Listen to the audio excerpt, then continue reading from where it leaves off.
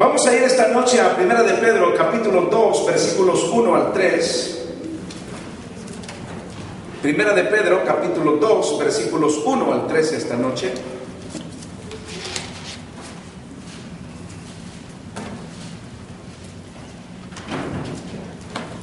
Veamos qué Dios nos dice para cada uno de nosotros esta noche.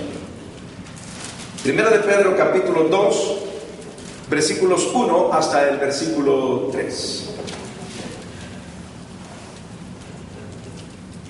¿Listos, hermanos?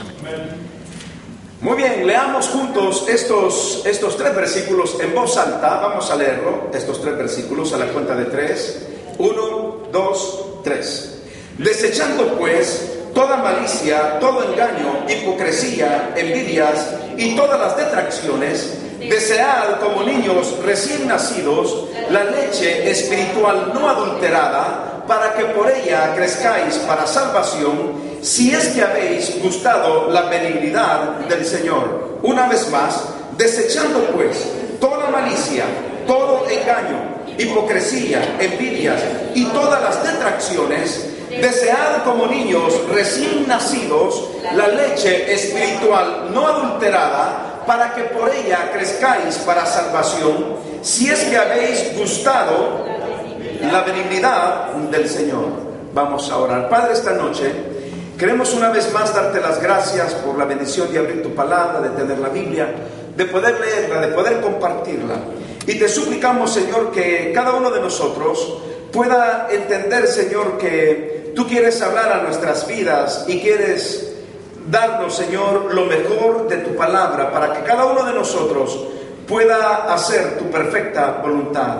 Te pido que nos ayudes y que nos bendigas con tu palabra, y que esta palabra sea, Dios, como el aliciente que ilumina nuestras vidas esta noche. Bendícenos, guárdanos, y que tu palabra sea de gran bendición para todos. En el nombre de Jesucristo, tu Hijo, te lo pedimos. Amén. El apóstol Pedro nos está hablando esta noche acerca de un punto muy interesante en la vida cristiana, y tiene que ver con desechar las actitudes destructivas. Hay actitudes tan lindas que nos motivan a seguir adelante. Hay actitudes de personas que nos motivan a madurar, que nos motivan a crecer. Hay actitudes de hermanos que con su semblante, con su forma de actuar, su forma de vivir, con su forma de expresarse, su forma de decir las cosas, es como que nos dieran una palmadita de aliento en la espalda para seguir adelante. Pero no todo es así. Sabemos que hay personas que también no manejan actitudes constructivas. Hay personas que manejan actitudes destructivas. Y esto no lo vemos solamente en el mundo, también lo vemos en la vida de la iglesia, en la vida cristiana. ¿Por qué digo esto? Porque el apóstol Pedro, si él no hubiera visto actitudes de destrucción en la iglesia o en el cuerpo de Cristo de aquel tiempo, él jamás hubiera escrito sobre esto. Pero si él pudo observar en su vida cristiana como pastor y como líder de la iglesia, si él pudo observar ciertas cosas que no iban correctas en relación a la vida cristiana, en relación al crecimiento del cuerpo de Cristo, pues también Pedro tuvo que escribirlo y darnos ciertos consejos a cada uno de nosotros. Primero, note cómo dice el apóstol Pedro: desechando pues toda malicia. El apóstol nos invita a desechar toda malicia, ya que ello conlleva a la actitud de dañar a otros. El apóstol no está hablando de una actitud de malicia de vanidad. No está hablando de vernos en el espejo, de peinarnos. No está hablando de una vanidad de exaltar nuestra propia vanidad y personalidad. El apóstol está hablando de una actitud que conlleva a dañar la vida de otras personas. Pero usted se preguntará esta noche, ¿qué es la malicia? Simple y sencillamente, la malicia es la inclinación de hacer daño a alguien siendo dirigido por una mala voluntad. Eso es tener malicia. Es como que usted en su corazón está premeditando tomar una acción mala hacia otra persona. ¿Sabe qué dice el libro de Proverbios? El libro de Proverbios dice que hay gente que ni duerme por estar pensando en las maldades que va a hacer al día siguiente. Hay gente que maquina malos pensamientos en contra de otras personas. ¿Sabe qué sucede con los malos pensamientos? Los malos pensamientos se pueden transformar en malos deseos hacia otra persona. Si usted piensa mal de alguien, si usted está maquinando mal de una persona, puede llegar el momento en que esos malos pensamientos pueden ser dirigidos hacia un mal pensamiento y hacia un mal deseo hacia otras personas. ¿Cuál es el deber de la vida cristiana, de usted y mío? ¿Cómo debemos comportarnos como hijos de Dios? Debemos comportarnos, como dice el apóstol, desechando pues toda actitud dañina, todo aquello que nos dirija con una mala voluntad de destruir a otras personas. Debemos llenarnos entonces y revestirnos de lo que la Biblia le llama la humildad. Cuando uno mantiene el principio de la humildad, usted no puede tener en su corazón la actitud destructiva de dañar a alguien. Esto no solamente se ve en el mundo, se ve también en la iglesia.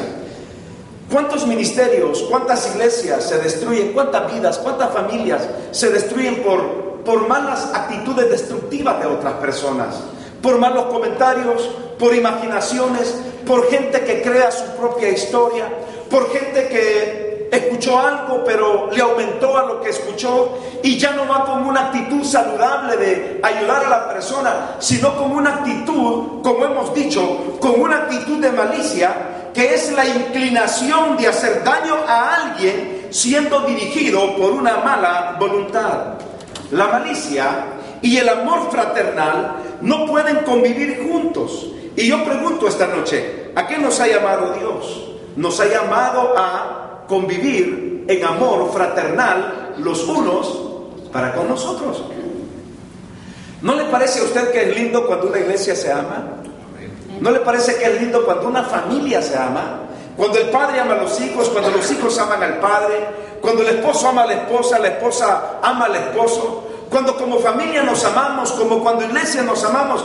Es una convivencia saludable, maravillosa. Podemos bromear, podemos platicar, podemos hacer chistes sin doble sentido, podemos exhortarnos sin dañarnos unos a otros, podemos decirnos incluso nuestras propias verdades en base a nuestros errores y no sentir resentimiento cuando nos exhortan o nos llaman la atención, porque todo está basado en el amor fraternal. Y el amor fraternal lo que hace es eliminar esa mala actitud de destrucción. Y por eso Pedro dice que hay que desechar pues toda malicia. Pensemos en la palabra desechar. ¿Qué significa desechar? Opiniones. ¿Cómo? Votar, tirar, dejar, eliminar. Miren cuántos sinónimos van saliendo. ¿Qué más dijo hermanos santos? Votar lo que no sirve. Votarlo, tirarlo. ¿Qué más es desechar? Deshacerlo, destruirlo. Olvidarse de esas cosas, como le hace la hermana. Olvidarse de esas cosas. Cortar. Exactamente. Desechar. Tiene que ver con la idea de tirarlo y no volverlo a tomar. Desecharlo es hacerlo a un lado y olvidarnos de que eso existió en nuestras vidas. Desecharlo también tiene que ver con destruirlo, con deshacerse de eso que nos afecta en la vida cristiana. Mis hermanos, qué lindo es cuando somos movidos por actitudes que le agradan al Señor. La actitud de la simpatía los unos con los otros, el amor unos con otros, el respeto de los unos con otros, los tratos cariñosos de los unos para con nosotros. Y el apóstol nos menciona algunas actitudes que destruyen no solo la vida personal de un cristiano, sino que también pueden destruir la vida de una iglesia, la vida de toda una familia, la vida de todo un ministerio. Mire qué actitudes dice Pablo que hay que desechar. Primero que dice, todo engaño, todo engaño. El cristiano debe de desechar todo engaño, ya que ello también conlleva a la mala actitud muchas veces de tener ventaja sobre otros. Mire, cuando una persona es mentirosa y tiene una actitud de engañar y de engañar y engañar, ¿por qué quiere engañar? Porque quiere tener ventaja sobre las otras personas. Y yo pregunto, ¿Jesucristo nos enseñó a mentir? La respuesta es no. Nos enseñó ¿a qué? A vivir en la verdad y a decir la verdad. ¿Recuerda lo que dice Juan 14:6? ¿Qué dijo él en Juan 14:6? Yo soy ¿el qué? Yo soy el camino, yo soy la verdad y yo soy la vida. Entonces, Dios nos enseña a vivir y a caminar en la verdad. Por lo tanto, el engaño no tiene que tener cabida en cada uno de nosotros. El engaño, hermanos, es una actitud premeditada para alcanzar muchas veces sus propios fines, ya que nacen de un corazón impuro. Cuando una persona está engañando a alguien o trata de mentirle a alguien, lo está haciendo con una actitud de premeditación. ¿Sabe que una persona mentirosa está siempre meditando y meditando y meditando en cómo hacerle caer en la trampa a alguien hasta que lo logra? ¿Por qué? Porque está tomando ventaja sobre otras personas. En la Biblia, ¿recuerda usted a alguien que engañó a otros? Ananías y Zafira, esos fueron unos. Trataron de mentirle ¿a quién? Al Espíritu Santo. Y yo pregunto, ¿podemos mentirle al Espíritu Santo? No. Ananías y Zafira trataron de mentirle al Espíritu Santo. ¿Y cuál fue la consecuencia? Inmediatamente murieron y los jóvenes lo llevaron y sepultaron, o por lo menos lo llevaron hasta el cementerio, a Ananías y a Zafira. ¿Se acuerda usted de otro personaje en el Antiguo Testamento que mintió? Jacob. Jacob. Piensa en Jacob, por ejemplo, cómo usurpó la primogenitura o la bendición de su hermano Esaú. Pero ¿qué pasó con el suegro de Labán? Labán mintió y tuvo una actitud de premeditación para engañar a Jacob. Imagínense cuántos años trabajó el pobre Jacob por la bonita Raquel. 14 años. ¿Será que Lea era fea? No. Porque Raquel sin duda era la más joven y era bonita, pero ¿por qué desechó a Lea? En la Biblia yo no encuentro que dice que Lea era fea, pero no quiso a Lea, él quiso a Raquel. Y como a broma, dicen que ahí está el primer error musical en la Biblia. ¿Cuál es el primer error musical en la Biblia? El término la. ¿Por qué la? Porque Jacob pidió la menor y le dieron la mayor. Qué tremendo que Labán, hermanos, estaba con una actitud de engaño hacia su propio yerno, sin pensar que también podía destruir a su propia familia, a sus propias hijas. El engaño lleva una actitud premeditada de destruir y tomar ventaja sobre otras personas. Y por eso, ¿qué dice Pedro? Que debemos de desechar toda malicia, todo engaño. Hermanos, el cristiano debe revestirse de, por ejemplo, de actitudes puras para alcanzar sus metas por medio de esfuerzos espirituales basados en la verdad y no basados en el engaño. ¿Cuánta gente toma el poder por el engaño? ¿Cuánta gente asciende en los trabajos por engaño? ¿Cuánta gente vive bien, entre comillas, por engaño? Estaba leyendo un libro, lo leí, me lo contaron, lo escuché, no sé, en donde usted cree que esta gente que miente premeditadamente y que toma ventaja sobre otras personas, ¿usted cree que viven bien en sus corazones? Yo entiendo que hay un momento en que la conciencia se cauteriza y probablemente ya no sientan nada y creen de que están en lo correcto cuando están en lo correcto, pero no puede haber satisfacción en el engaño mientras eso te produce a ti un sentimiento de culpa. Cuando queda un sentimiento de culpabilidad en la persona, aunque crea de que eso está bien, pero hay un sentimiento de culpa, no puede haber satisfacción. ¿Por qué? Porque lo que ha realizado, lo que ha hecho, lo que ha alcanzado, no está fundado sobre la verdad, sino sobre el engaño, sobre la mentira. Y nunca una persona mentirosa quedará con una satisfacción plena en su corazón. ¿Y qué dice el apóstol? El apóstol dice que hay que evitar la actitud destructiva de la malicia, pero también hay que evitar la actitud destructiva del engaño. Por eso, si usted quiere alcanzar sus metas, si como hijos de Dios vamos a alcanzar nuestros propósitos, vamos a alcanzarlos basado en principios espirituales que nos hagan vivir sobre el fundamento de la verdad y no sobre el engaño. Hay personas que están tan acostumbradas a engañar, a mentir, que llegan a creerse sus propias mentiras y creen que las mentiras que están diciendo son la verdad. Hermanos, el apóstol nos dice esta noche que hay que evitar todo engaño, y hay una palabra más aquí todavía en el versículo 1. ¿Qué más dice? La malicia, todo engaño, y habla de otro factor, la palabra hipocresía. ¿Por qué el cristiano debe de desechar toda hipocresía? ¿Sabe por qué? Porque la hipocresía también nos lleva a la pretensión de ser algo que uno no es.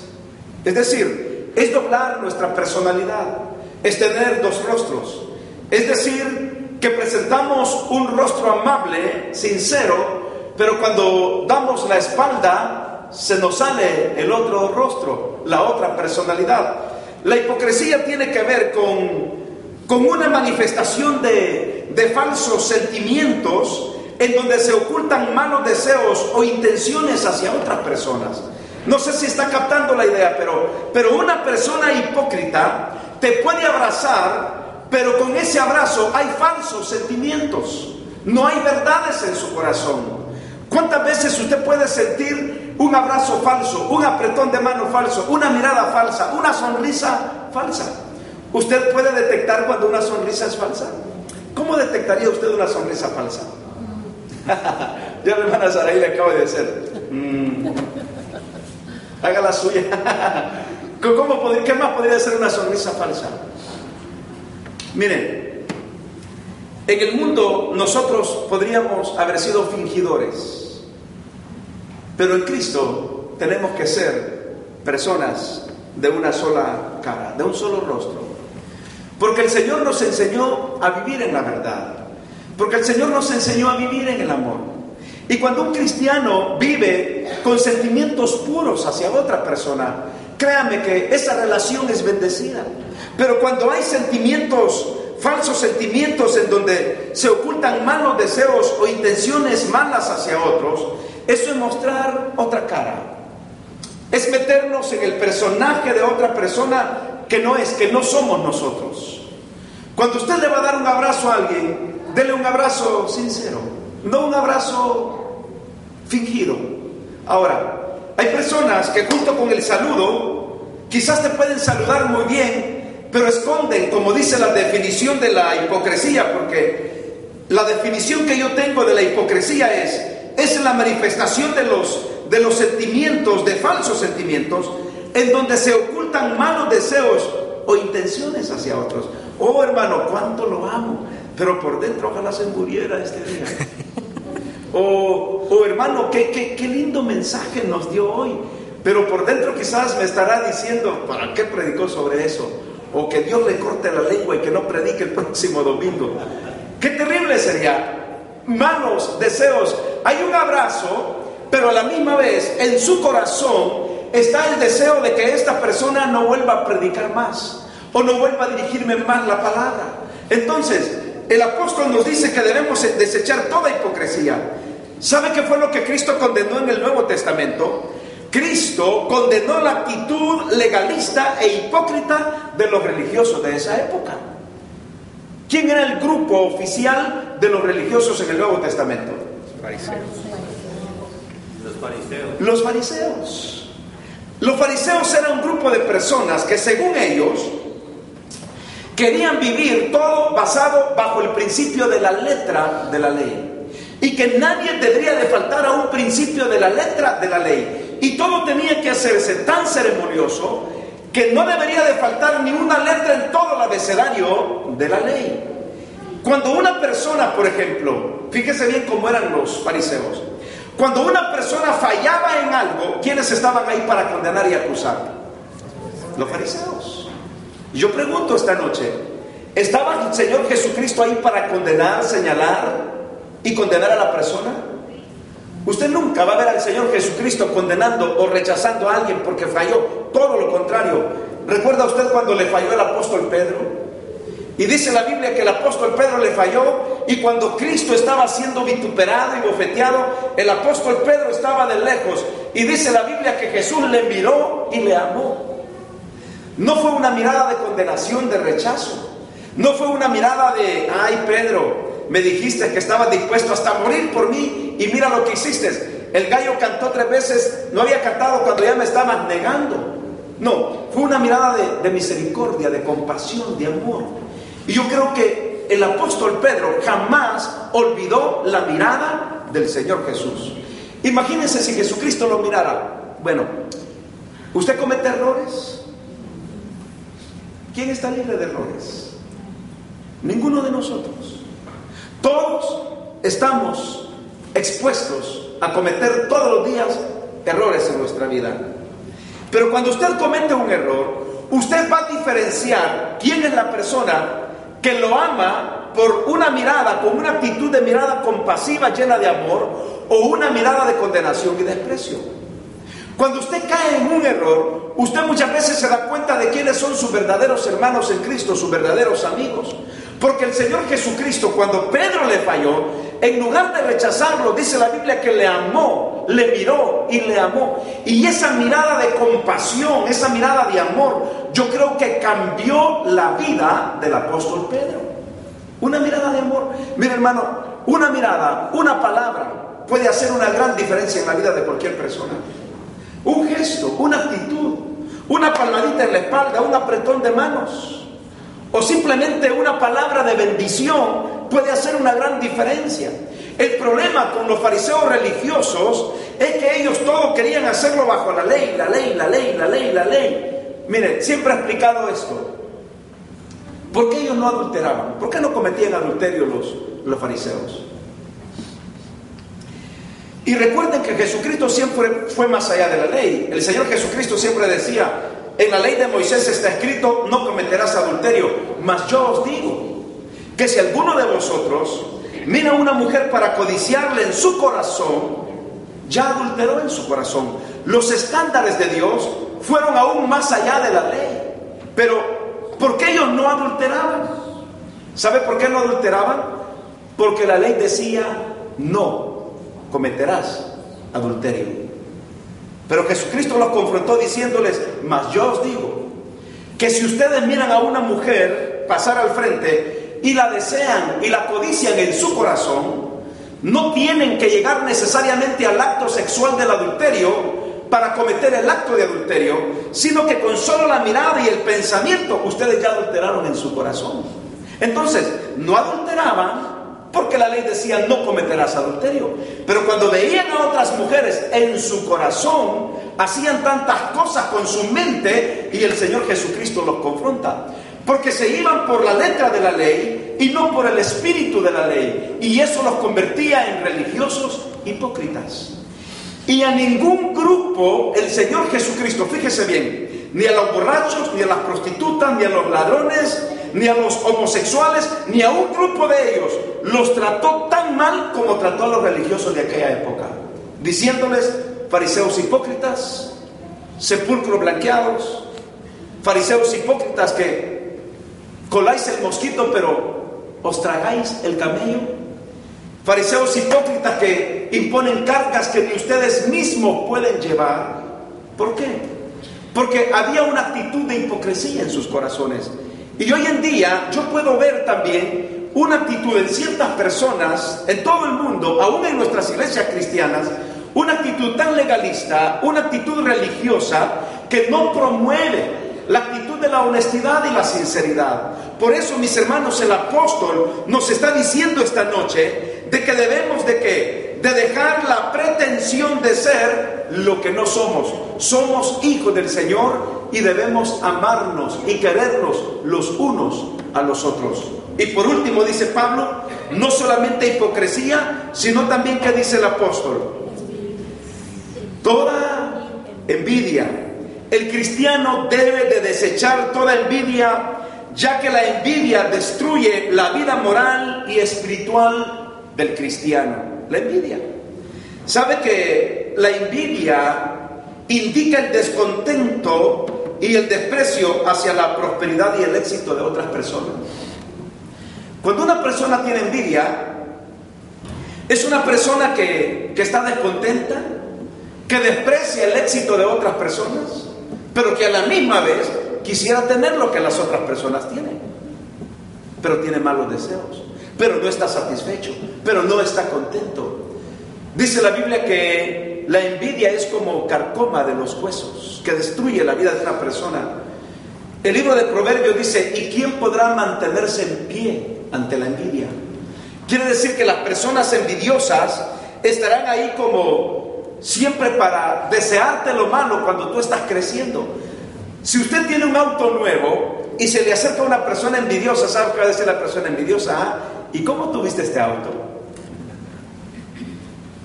Miren, yo vi por televisión unas noticias hace unos años atrás de un político en Washington que tenía envidia de otro político. Este otro político compró un auto muy bonito, pero muy lindo el auto. El otro político agarró un clavo grande, y simuladamente él, con el clavo, pasó por las dos puertas, comenzando desde la punta donde van los focos, comenzó con el clavo así, hasta terminar atrás. Pero un rayón, pero profundo. Según él, nadie lo estaba viendo, y las cámaras lo captaron, y se le hizo un escándalo público a este político por la envidia.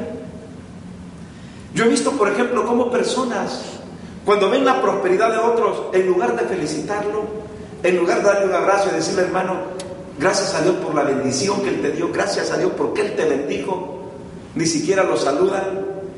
Están pensando que ya se metió al narcotráfico, están pensando de que saber de qué manera tiene ese carro, tiene esa casa, cuando no sabe que esa persona ha trabajado, se ha esforzado y está viendo el fruto ahora, está viendo la bendición de Dios.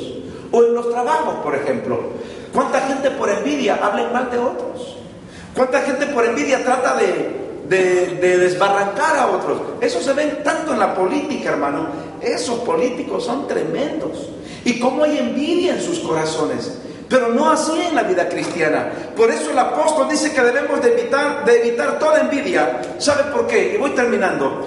Porque la envidia es el germen de autodestrucción que también puede afectar la vida de otras personas. Cuando una persona tiene envidia, no tiene paz. El envidioso desea, pero a la misma vez desea malos pensamientos para otra persona, malos deseos a otra persona. Y quiero terminar con lo que dice el apóstol. Y también habla de todas las detracciones. Debemos de considerar que las detracciones es aquello que mancha el carácter y la reputación en nuestras vidas.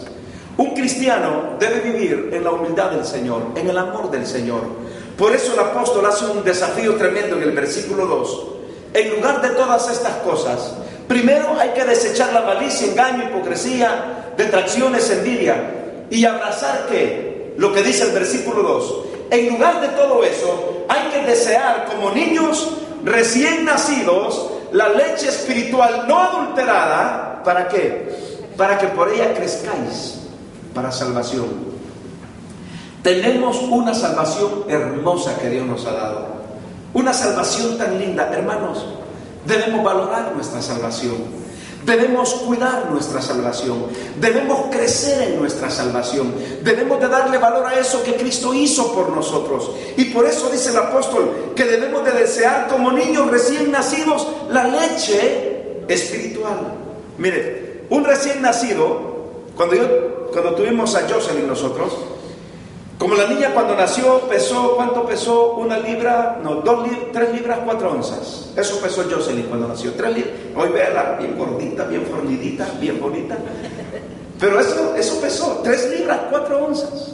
Nació a los 8 meses, 21 días en la incubadora. Ahí estuvo mi hija, creciendo, tomando peso hasta que nos la dieron. Pero cuando ella llegó a la casa, bueno, su problema también era que tomaba un poquito de leche y lo vomitaba, un poquito de leche y lo vomitaba, casi no dormíamos. Pero lo que lo quiero decir es que cuando ella tenía hambre y no la atendíamos, o Mirna no la atendía, se ponía tan rojita, era bien güerita, pero se ponía tan rojita que las venitas de la cara se le veían así como enojada, porque tenía hambre, porque estaba deseando la leche. Cuando uno tiene a un recién nacido, hay que atenderlo para que él pueda crecer. Hay que alimentarlo para que pueda crecer. Hay que ayudarlo a crecer. ¿Y qué nos está diciendo Dios esta noche? que como un niño, porque es la figura que pone el apóstol, que como un niño recién nacido, que está ansiando, deseando, anhelando esa leche materna, así debemos de desear nosotros también la palabra de Dios para poder crecer en nuestra salvación. Entonces hay que desechar actitudes destructivas y abrazar el deseo de caminar cada día con Dios, de crecer con Dios, de alimentarnos de la palabra de Dios. Hermanos, qué lindo que una iglesia, una familia que desecha actitudes destructivas y abraza la actitud de desear como recién nacido la leche espiritual no adulterada, crece y crece hasta conformarse a la imagen del Señor Jesucristo. Y yo creo que ese es el deseo de Dios. Así que cierre sus ojos y vamos a orar. Padre, gracias por tu palabra. Gracias por todo tu amor, gracias por todas tus bendiciones y gracias por habernos traído a tu casa esta noche. Y te pedimos, Señor, que tú bendigas también nuestras ofrendas, nuestros diezmos. Te suplicamos, Señor, que sea de gran bendición para cada uno de nosotros. Gracias, Señor, porque tú nos bendices. Y gracias por tu palabra. Te pido que nos bendigas en el nombre de Jesucristo, tu Hijo.